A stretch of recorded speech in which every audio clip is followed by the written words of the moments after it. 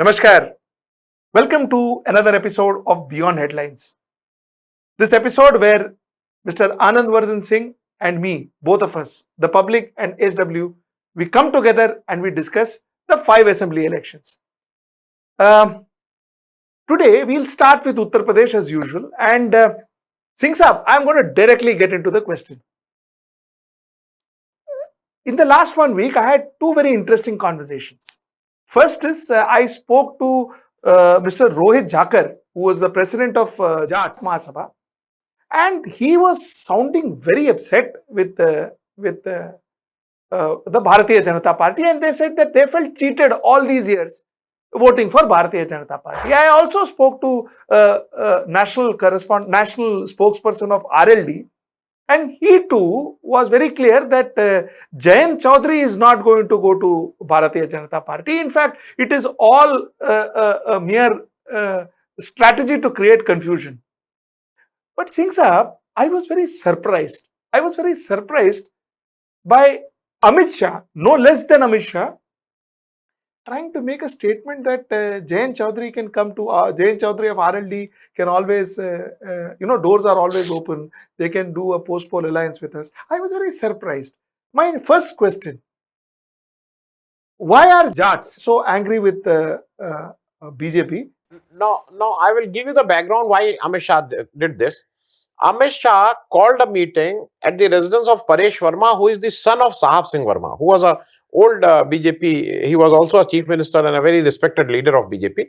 His son is a MP, current MP, and he called a Jat meeting in his house, where Amit Shah also went there. No, this was not a Jat meeting. It was a BJP Jat meeting. I mean, telling that the impression was given that a general Jat has come. No, it was Jat who are aligned with BJP had come. One of the ministers, Sanjeev Balyan, who is from that area only, he also was present. Now, Amit Shah has this tendency of putting some confusion in the opposite camp. So, as a strategy, he not only said, my doors are open, he said, he addressed it to Jayant Chaudhary and he said, you have done a wrong thing, you have gone to a wrong house, you have chosen a wrong house. And then he said, my Jat leaders will go and they will ask him, why don't you align with BJP and things like that. Now, coming to your basic questions, why Jats are so angry? The answer is one: Kisan agitation. Because Jat primarily, psych-wise, they are very close to the way Punjab farmers think. Very close to those Punjab or Haryana farmers think. The mannerism, the Khap Panchayat, the way they live their life is closer to the lifestyle and the way they think of Punjab and Haryana than Eastern UP. Let me first clarify this. Number two, they are primarily farmers, and in this agitation, which lasted for about a year or so, Jat had a very important role to play. There were 3 or 4 main places where they were agitating. One of them, the UP border, was basically handled by Jat leaders. And in the entire thing, Sanyukt Kisan Morcha is the banner under which about 40-50 Kisan agitators, Kisan unions are fighting this law. But Rakesh Tikat, in person, as an individual, has seen the tremendous growth. Now, he is generally considered to be the tallest leader among Jats, among Kisans. Now, he also had the same legacy. When you talk of Kisan leaders and Jat leaders, because Chaudhary Charan Singh was primarily a Kisan leader. He was later on, because of the vote problem, he was shown as a Jat leader, but primarily he was a Kisan leader. Same with Mahen Singh Tikat, the Rakesh Tikat's father. He was again from the Chaudhary Charan Singh school of thought. He was also primarily a Kisan leader. It happened to be that he was Jat. Now, both these people, Chaudhry Charan Singh and Chaudhry Mahin Singh Tikat, had a lot of following in the entire, not only UP, but Haryana, Punjab also. So you will also find that Bharatiya Kisan Union, which was started by Mahin Singh Tikat, has their own, now they are divided, but some division or someone is there in Haryana, someone is there in Punjab, and someone is there. So Jat are very angry because of two things.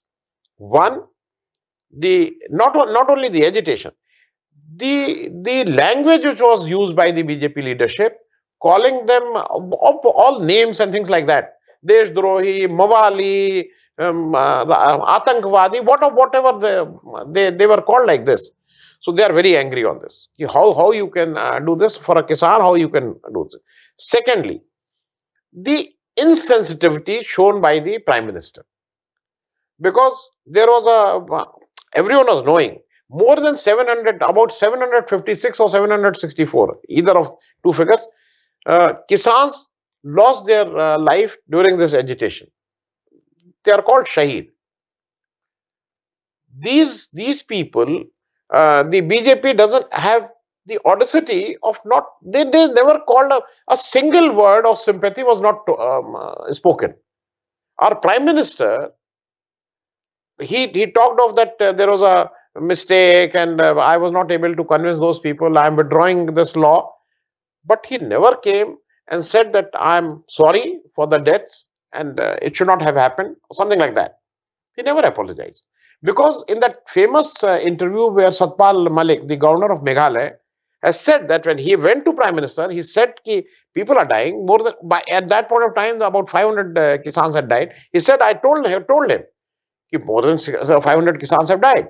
The answer of our Modi ji was, क्या मेरे लिए मरे हैं?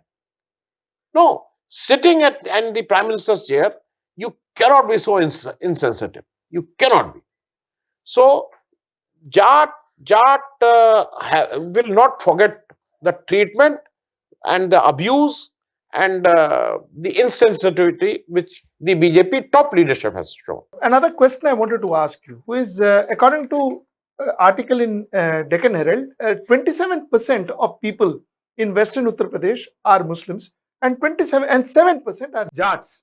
Now, traditionally, this 27% of Muslims and 7% of Jats, which is 34% of population, was always together, and they voted together. So they were this one block that voted together. Somewhere down the line, one saw from 2017 this got bifurcated. From 2014 to a certain extent, this got bifurcated. This split.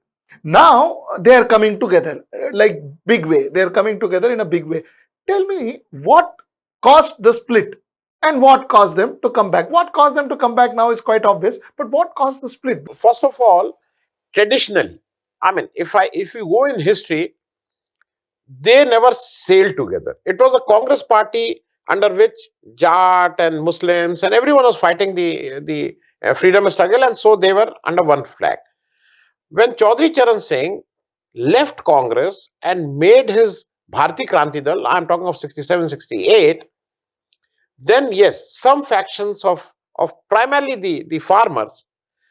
Again, I will say Chaudhry Charan Singh was considered to be a farm leader, who Kisan leader was. He was branded as a Kisan leader, less of a Jat leader.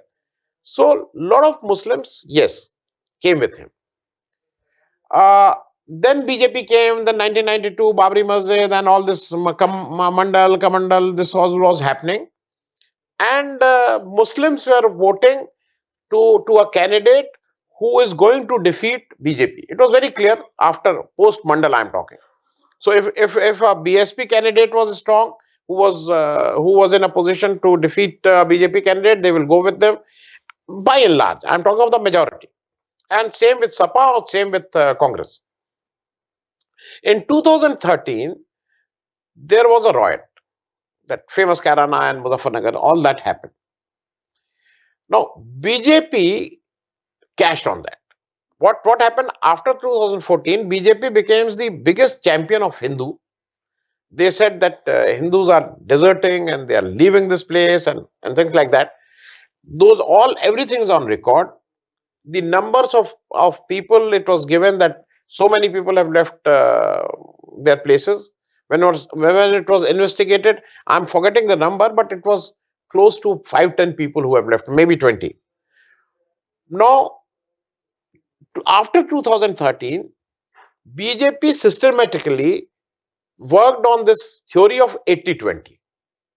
20 the minorities we don't want, we will only concentrate on 80, and we will try to polarize and try to make them these 80 is my target voters, and this worked with them. 2014, because we said Ram Mandir denge, then फिर हुआ भ्रष्टाचार मिटाएंगे, then it was said that the problem is just because of the Muslims, CA and RC, all these things was tried. 2014, 2017, 2019. And there is absolutely no doubt about it. 2017, when Akhilesh was in power and he was defending his ministry, the, it will not be incorrect to say, yes, there was an appeasement policy by all the parties. Why we say only SAPA? That appeasement policy was of minority was with all the parties. They were treated as voters only. So that BJP was able to manage that thing systematically. After 2019, especially after Corona and Kisan movement, people are fed up. They say this is only Hindu Muslim, it is only India Pakistan, something like this is happening. The prices are, I mean, you see the prices where they are going. You see the unemployment. You see there is a stray animal problem in UP. You see anything you see, there is a problem. People are without employment. People today, the BJP government says that we are feeding 80 crores people for last 1.5 years, and we are giving so much of ration and 1 kilo of chana and half liter of oil and things like that. Someone can turn around and ask you, who has made them like that? You have made 80 crore of your population, they are not able to earn their livelihood. So who is responsible? You are there for last 8 years. You always talk of double engine, double engine, double engine. So is this double engine is not responsible? If 80 crore of the people in the country are not able to earn their livelihood, so these are the things where after the Kisan movement, that was again I will say that was a very crucial movement in the history of post-independent India, where people started thinking that let us forget about this religion and caste and things like that.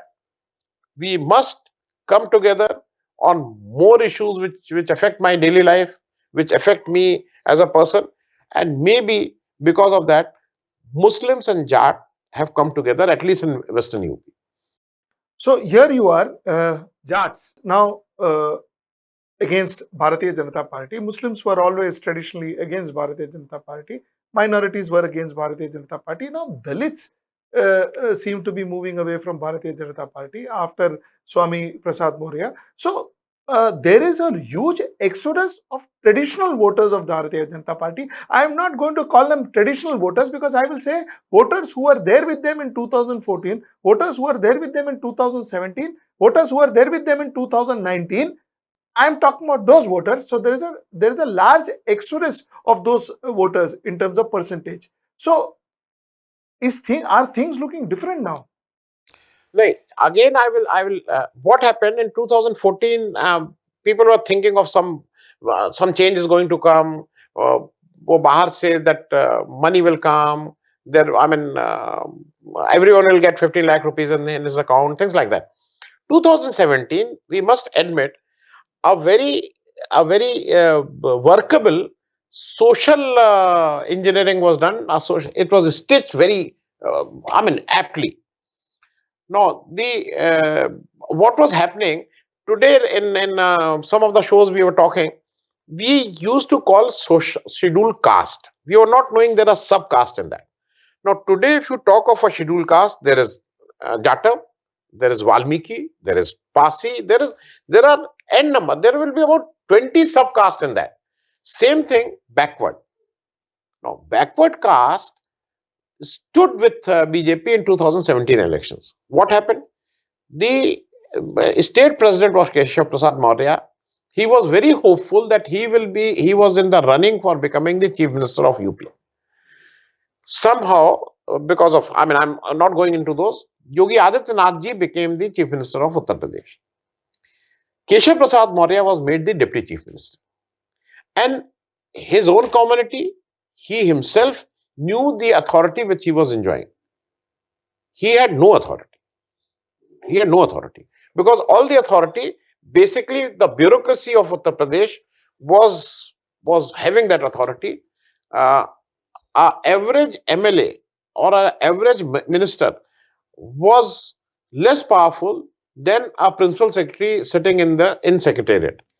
So these things worked against them. There is a incident which is not quoted now. UP, there is a fifth floor. Now there is a new chief minister building or chief minister annexi has been made in front of the Vidhan Sabha. There was a thing called annexi. Now annexi was the place where the chief minister was sitting. Something good about Yogi Adityanath, that he is one chief minister who used to come to office every day. Mayawati ji, in from 2007 to 2012, in this 5-year terms, maybe maximum 5 times, 6 times, less than 10 times, she had visited her office in a 5-year term.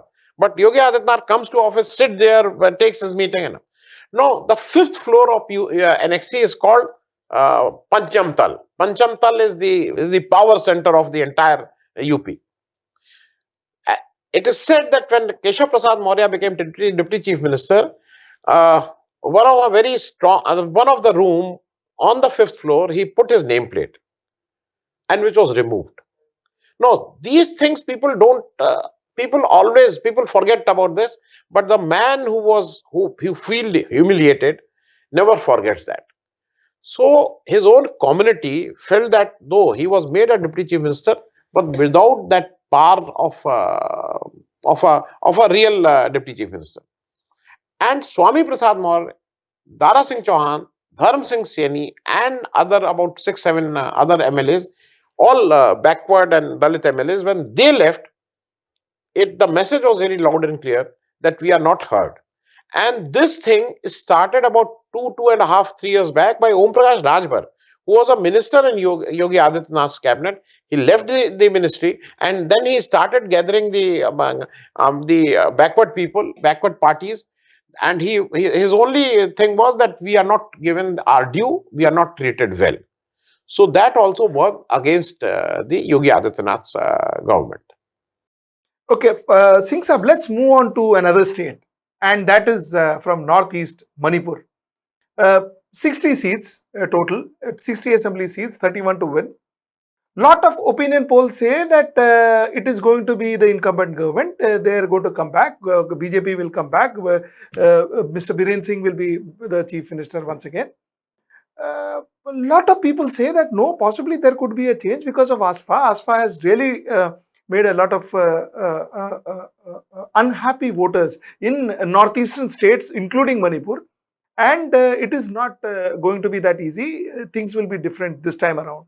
So that's one end of the story. The second end of the story is a lot of people. I've been speaking to some experts from northeastern states, and a lot of them say that, listen, you know what, Bharatiya Janata Party is one national party that has gone out of their way, right from 2012, to focus on northeastern states, to ensure that they do whatever best they can to ensure that northeastern states is linked in a way with rest of India. Their students are brought over to Mumbai and Delhi and other cities, education, scholarship provided to them, and so on and so forth. So they have done a huge amount of work in terms of integration of northeastern states to the rest of India. So that's been seen very positively. So the question therefore is, what is your take? Is ASFA going to be more dominant in this election, Or is Bharatiya Janata Party, like the opinion poll says, with their partners in Naga People's Party and People's Front, all of these parties put together, are they going to form the government once again? Look, to be very honest with this, I mean, I always feel that Northeast being the most beautiful part of the country, all those seven, now eight with Sikkim, these are eight states of Northeast, the most beautiful part of India. And to be honest, that we never give them their due. We never give them the representation which is required.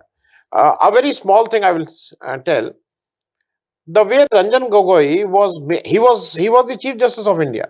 A big thing for a Northeast Eastern state that someone from our place has reached to the Chief Justice position. But everything went for a sakes when he was made the member of Parliament Rajya Sabha. His whole hard work of 40 years of his work as an advocate and then as a judge and then as a Chief Justice came under doubt. People started doubting that. Now, when you say that, it would have been, and as you said that people are telling that Bharatiya Janata Party is taking care of Northeast much better what Congress used to take. I don't find any difference. Uh, at a position of strength, it was Congress only who made P.A. Sangma as the Speaker of the House, and P.A. Sangma was a person who had some clout in the decision making of Congress party. Some clout. I don't say he was the most powerful, but he has some clout in that. And later with NCP, with when he parted ways with Sharad Pawar. Having said that, it would have been proper if my Prime Minister, if my Amit Shah Sahab or the BJP machinery, we all know who is looking after UP. We all know who is what focus BJP is there on Uttarakhand or in Punjab or in Goa. How many of us know that which top leader of BJP is handling Manipur? How many speeches our Prime Minister has given there? For the purpose of making the quota work, he has given one speech about 35 40 days back. He went there and he talked of Manipur. uh, Manipur, the Northeast is in a very is at the moment is in a very difficult state. You remember of what happened between Assam and Mizoram? You know where Nagaland is standing today. Now, if people say that this government has done a lot, in my opinion, this is some time when you remember that their own MP of of Arunachal Pradesh was shouting at the top of his voice that the Chinese are coming into Arunachal Pradesh. Please do something. We are silent on that. What I am trying to say is that this party specializes in making anything as an event. Anything as an event. Uh, Manipur, it would have been great if my prime minister, today there is a news item. It's a heading. It is the second lead of Times of India.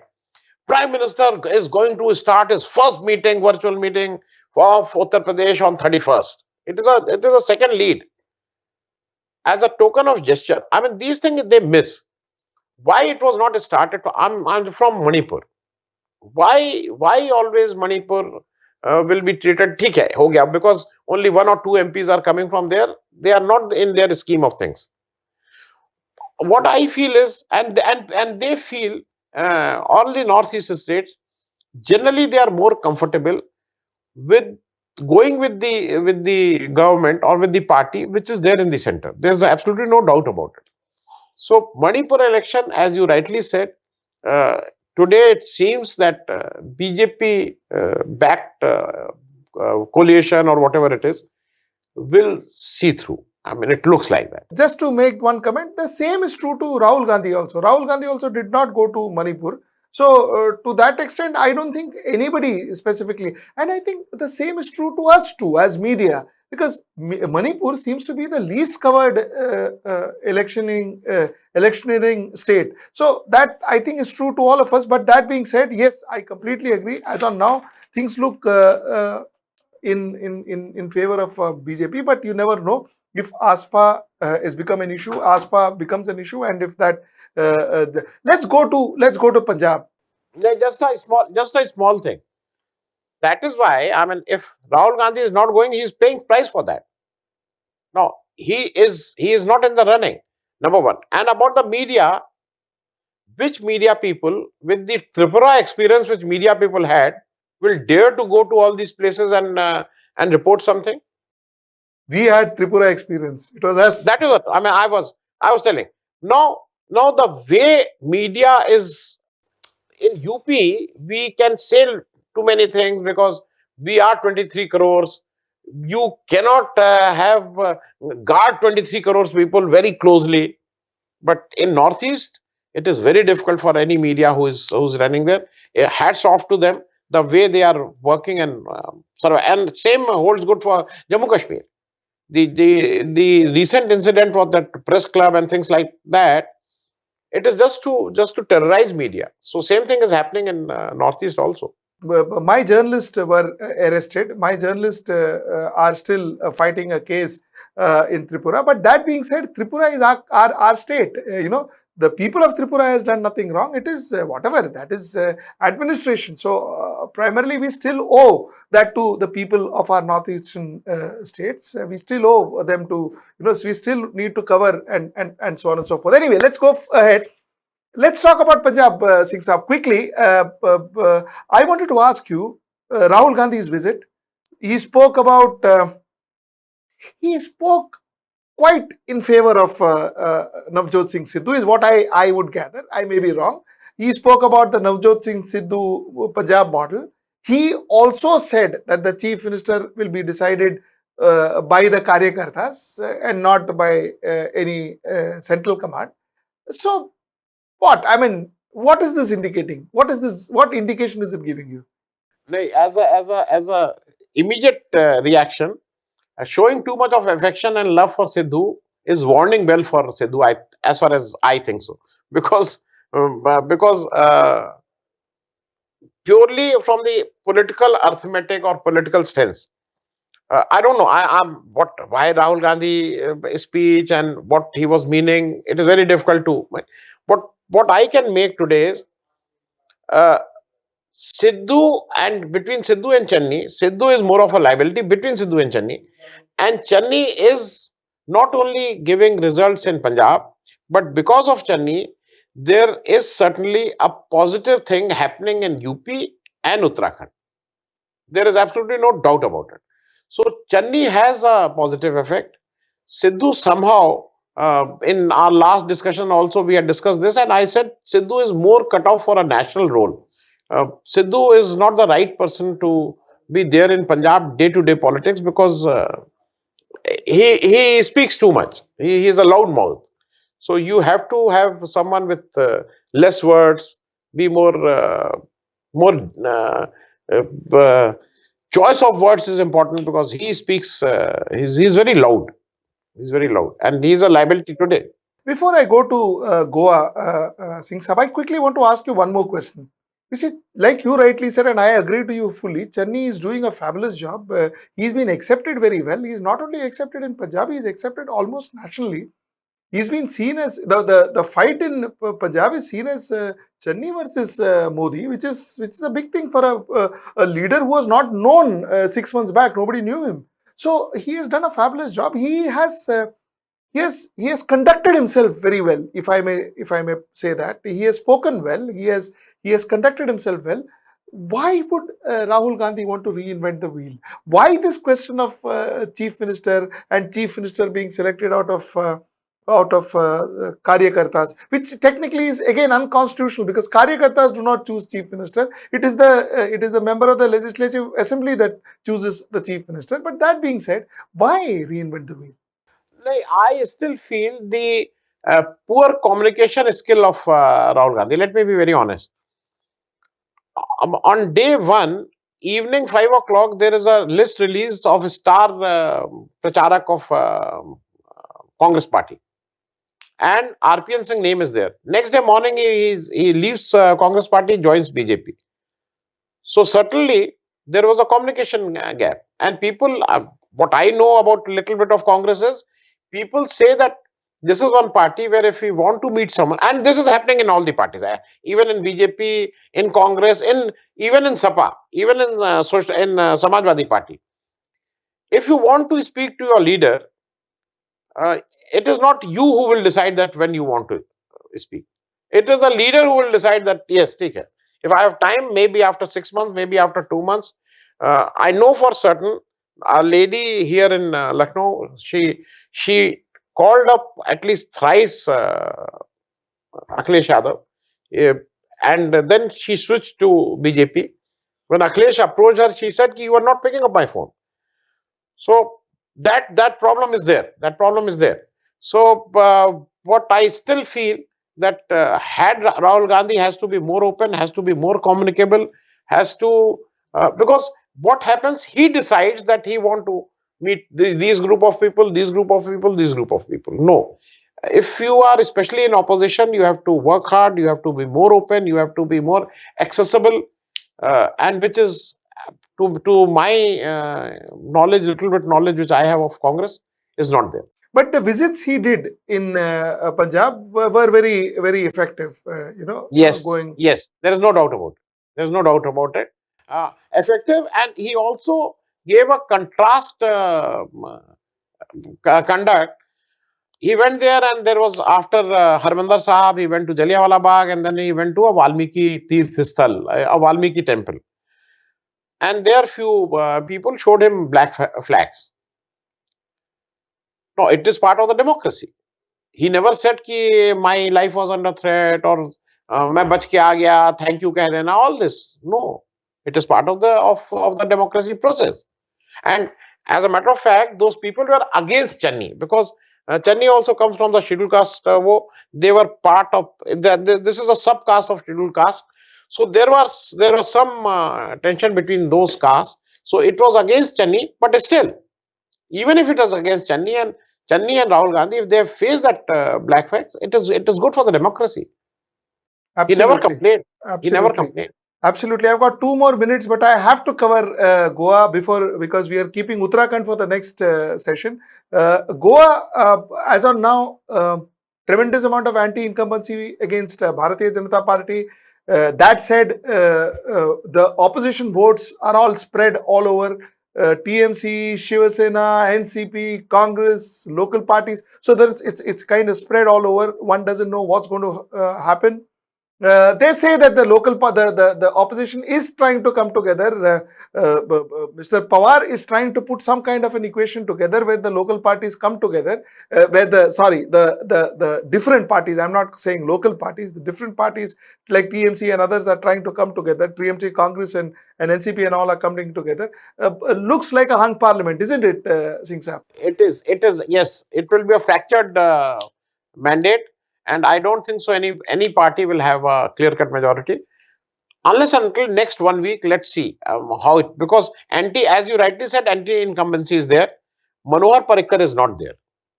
We must remember that also, because Manohar Parrikar is not there. His son is not treated properly.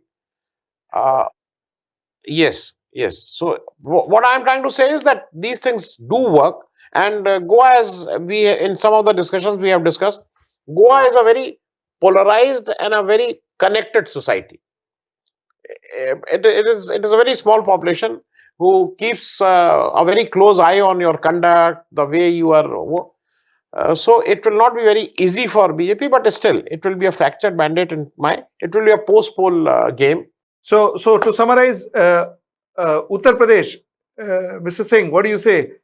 Samajwadi Party, BJP this time.